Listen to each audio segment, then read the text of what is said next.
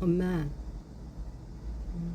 엄마가 우리하고 작별을 한 지 벌써 강산이 2번 변했고, 그리고 2해가 지났어요. 벌써 22년째 되고 있네요. 엄마와 헤어지고서 낙골당 가면 한 2년 동안 그랬던 것 같아요. 저 멀리서 화장장이 보이면 눈물이 앞을 가려서 운전을 할 수 없어서 한쪽에 차를 세워놓고 너무 많이 울었던. 그런데 지금은 슬픔도 많이 무뎌졌나 봐요. 가끔 엄마한테 불쑥 찾아가서 잘 계셨냐고 안부 묻고, 그리고 또 투덜대고 투정 부리고, 그리고 있다 보면 엄마가 토닥토닥 어깨를 두들겨 주는 것 같아요. 힘내라고. 그래서 다시 힘을 얻어서 돌아오곤 했어요. 그러다 보니까 세월 앞엔 장사가 없었나 봐요. 엄마의 부존자라는 게 희석이 됐지만 그래도 힘들 때마다 찾아가는 것이 바로 엄마였어요. 엄마, 엄마는 환갑도 못 넘기고 돌아가셨잖아요. 55살에 암 진단을 받으시고 59에 돌아가셨으니까 고생만 하시다가, 그런데 딸은 엄마 따라간다는 말이 있잖아요. 그래서 사실 나는 내 수명은 엄마랑 같은 나이 59살에 끝날 거라고 생각을 했거든요. 그래서 무의식적으로 내겐 환갑이 없을 거라고 생각을 했었어요. 그런데 엄마, 내가 올해 한갑이잖아요.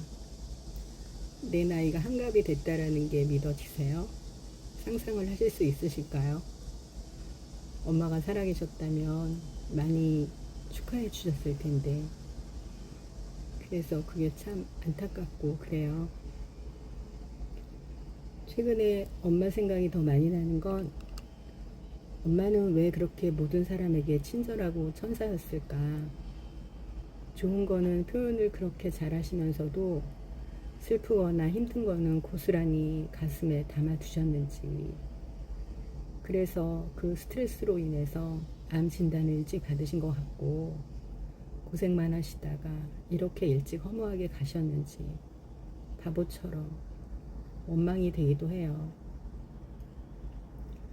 암 진단을 받으시고 평생을 엄마를 힘들게 했던 아빠와 큰아들이 지극정성으로 간호를 했어요. 진작에 좀 그러지, 아프니까. 그런데 엄마는 그것도 행복해 했던 거 알아요? 바보같이. 하지만 지금은 이렇게 위로해요. 그때라도 엄마가 행복했으니 좋다.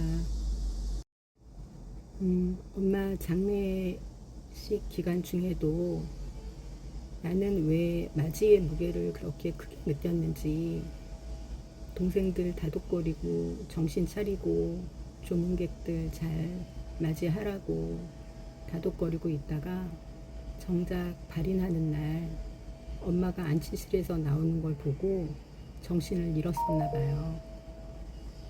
정신을 차리고 보니 운구차에 타 있더라고. 옆에는 엄마의 외손녀가 앉아서, 그러니까 내 딸이지 엄마, 내게 잔소리를 하더라고. 그러게 할머니 살아계실 때 잘하시지, 이렇게 큰 소리로 막 운다고 할머니가 살아오시냐고, 그만 울라고, 목소리도 쉬고, 그렇게 잔소리를 하는데, 아마도 내가 엄마한테 했던 잔소리를 제가 딸한테 듣고 있었던 것 같아요. 그러면서 내가 울부짖으면서 그렇다는 거야. 나는 엄마처럼 바보같이 살지 않을 거야. 그렇게 울부짖었다고. 그러고 보니 엄마는, 엄마의 삶은 없었던 것 같고, 차라리 천사표 소리 듣지 말고 엄마를 위한 인생도 조금 살고 가시지. 다음 생에는 꼭 그러세요. 최근에는 내가 생각할 것도 많고 그래서 요즘 맨발 걷기를 좀 자주 하고 있는데 엄마, 어떤 분하고 황토 보일장에서 토부를 밟으면서 이야기를 하다 보니, 2년 전에 남편분이 병원에 독감 주사 맞으러 가셨다가 갑자기 쓰러지셔가지고 돌아가셨다고. 그래서 아무것도 못하고 아무 말도 못하고 남편을 그렇게 허망하게 보내버렸다며 지난 1년간이 너무너무 힘들었다고 말씀을 하시면서 이제는 조금 적응이 되는 것 같다라고 얘기를 하더라고요. 그런데 사실 저는 처음 보는 사람한테 처음으로 이런 얘기를 했어요. 여전히 마음속에 숨기고 있었고, 왜 그러냐면 죄스러운 마음 때문에. 처음 사람인데 어르신, 저는 반대예요.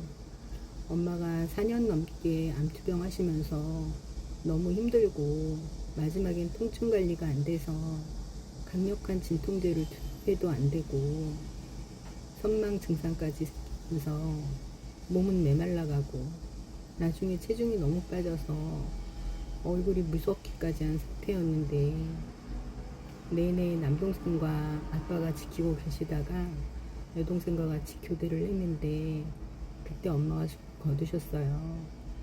그런데 엄마가 너무 많이 아프고 힘들어 했기에 여동생과 마주보고 했던 첫마디가 이젠 엄마 안 아프겠다.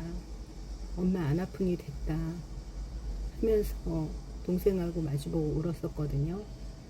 그런데 시간이 지나고 보니 숨을 거두더라도 귀는 한동안 열려 있다라고 하던데 그때 왜 엄마한테 예쁜 소리, 좋은 소리, 사랑한다는 소리, 좋은 곳으로 가시라는 소리를 못했는지 두고두고 그때 생각하니 너무너무 죄송하고 마음이 아파요. 그랬더니만 그분께서 아마도 엄마는 따님들의 마음을 아셨을 거예요 라고 위로를 해주셨는데, 엄마 정말 그분 말이 맞나요? 엄마 정말 죄송했어요. 어쩜 이렇게 철부지였는지. 그런데 그때는 정말 그 생각밖에는, 왜냐하면 너무 고통스러워 하셨으니까.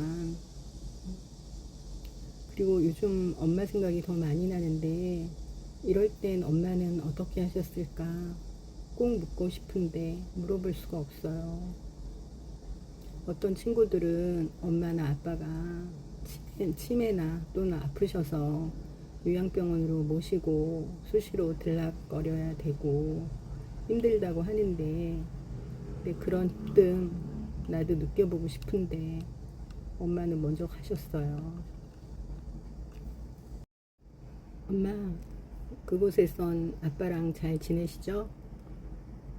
아빠도 엄마의 암 진단 받고 놀라셔가지고 그 후론 너무너무 잘하셨잖아요.